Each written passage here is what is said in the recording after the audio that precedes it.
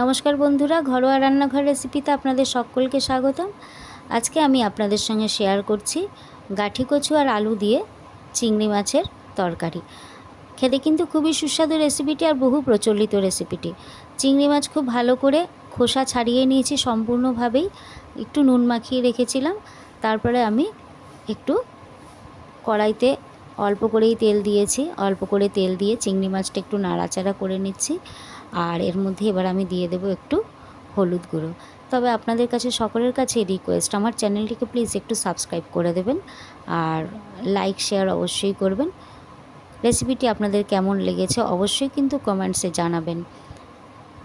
একটু হলুদ দিয়ে বেশিক্ষণ না, আমি কিন্তু এটা এক মিনিটের জন্য কড়াইতে একটু ভেজে নিয়েছি।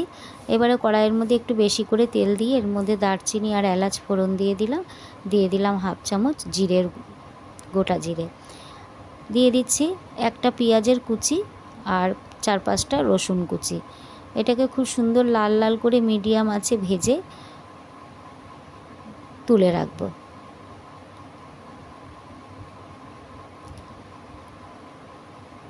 এবারে কড়াইয়ের মধ্যে দিয়ে দিচ্ছি আগে আমি গাঠি কচুগুলো দিয়ে মিনিট খানেক একটু নাড়াচাড়া করে নেব।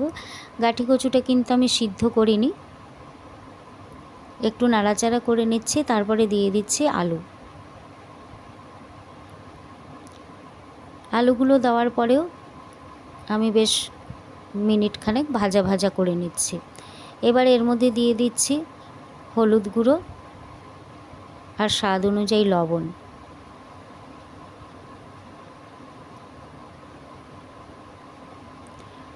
ভাজা ভাজা করে নেওয়ার পরে এর মধ্যে দিয়ে দিচ্ছি আমি কুচনো লঙ্কা, পেঁয়াজ, একটা টমেটো আর একটু আদা রসুন পেস্ট করেছিলাম, খুবই সামান্য, দেখতেই পাচ্ছেন। সেই মশলাটা এর মধ্যে দিয়ে বেশ একটু কষিয়ে নিচ্ছি ভালো করে। একটু নাড়াচাড়া করে এবার আমি এটাকে ঢাকা দিয়ে রেখে দিচ্ছি। মিনিট দেড়েক ঢাকা দেওয়ার পরে ঢাকনাটা খুলে একটু নাড়াচাড়া করে নিয়ে আমি এর মধ্যে দিয়ে দেব জল। জলের পরিমাণটা আপনারা বুঝে শুনে দেবেন, যে যেরকম ঝোল পছন্দ করেন। একটু শুকনো লঙ্কার গুঁড়ো, একটু জিরের গুঁড়ো দিয়ে দিচ্ছি, সামান্য একটু চিনি, যেহেতু টমেটো দিয়েছি। আর এবারে চিংড়ি মাছগুলোকেও দিয়ে খুব ভালো করে নাড়াচাড়া করে আবার আমি এটাকে কিছুক্ষণ চাপা দিয়ে রেখে দেব। মিডিয়াম আঁচে ঢাকা দিয়ে দিয়ে রান্না করলে কিন্তু যে কোনো সবজিরই স্বাদ খুব ভালো হয়। এখনও কিন্তু আমার আলুটা ভালো সিদ্ধ হয়নি। এইবারে পেঁয়াজ আর রসুন ভাজাটা তুলে রেখেছিলাম, সেটা একটু দিয়ে আবার মিনিট খানেক একটু চাপা দিয়ে রেখে দিলাম, যাতে পেঁয়াজ রসুনের গন্ধটা সুন্দরভাবে ঝোলের সঙ্গে মিশে যায়। 1 মিনিট পরে ঢাকাটা খুলে বেশ একটু নাড়াচাড়া করে এর মধ্যে দিয়ে দিলাম ধনেপাতা কুচি, দিয়ে দিলাম সামান্য একটু গরম মশলা।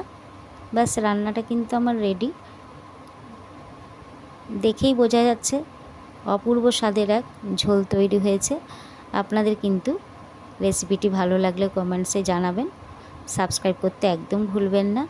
আর বন্ধু বান্ধব সকলের সঙ্গে কিন্তু রেসিপিটি অবশ্যই শেয়ার করবেন, এটা আমার রিকোয়েস্ট রইল। আপনাদের কমেন্টস আমাকে কিন্তু উৎসাহিত করবে আরও বেশি বেশি করে নতুন নতুন রেসিপি তৈরি করবার জন্য। Thank you.